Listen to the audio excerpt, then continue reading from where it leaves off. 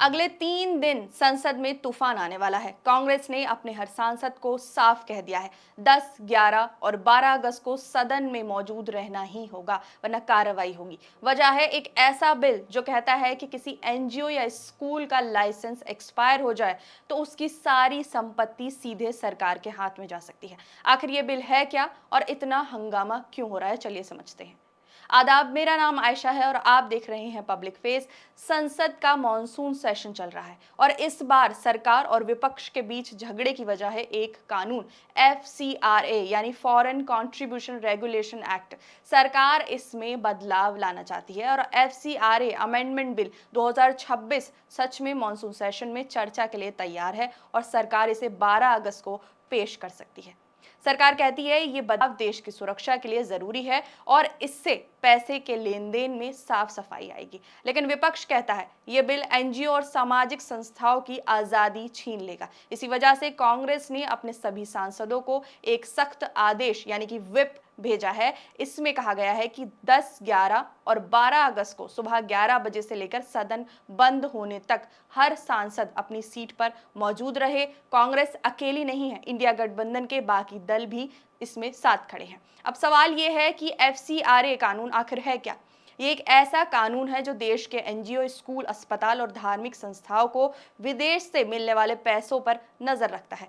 अब नए बिल में 3 बदलाव होने वाले हैं। पहला, एक नई टीम बनेगी जिसका नाम होगा डेजिग्नेटेड अथॉरिटी।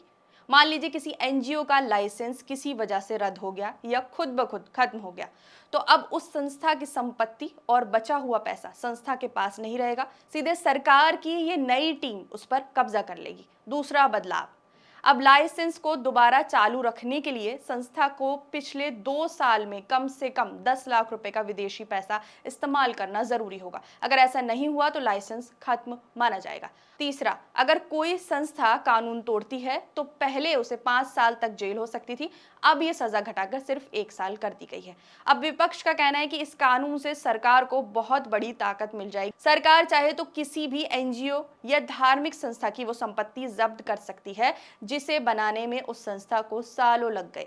एक और बड़ी दिक्कत यह है कि अगर सरकार किसी संस्था का लाइसेंस रिन्यू करने से मना कर दे तो उस संस्था के पास कोर्ट जाकर सीधे अपील करने का कोई रास्ता ही नहीं है। यानी इस बिल में यह सुविधा दी ही नहीं गई है। साउथ इंडिया और नॉर्थ ईस्ट के कई सामाजिक और धार्मिक संगठनों को डर है कि उनके स्कूल, अस्पताल और वेलफेयर सेंटर जो विदेशी पैसों से बने हैं या चलते हैं, उन सभी को सरकार अपने कंट्रोल में ले सकती है। फिलहाल ये बिल सरकार की ऑफिशियल लिस्ट में शामिल नहीं है, लेकिन माना जा रहा है कि 10 से 12 अगस्त के बीच संसद में पेश हो सकता है। तो आने वाले 3 दिन संसद के लिए बहुत अहम होने वाले हैं। तीखी बहस, जबरदस्त हंगामा और ताकत दिखाने की लड़ाई। आपको क्या लगता है, क्या ये बिल देश की सुरक्षा के लिए सही कदम है या एनजीओ की आजादी पर हमला? कमेंट्स में जरूर बताइए। बने रहिए पब्लिक फेस के साथ।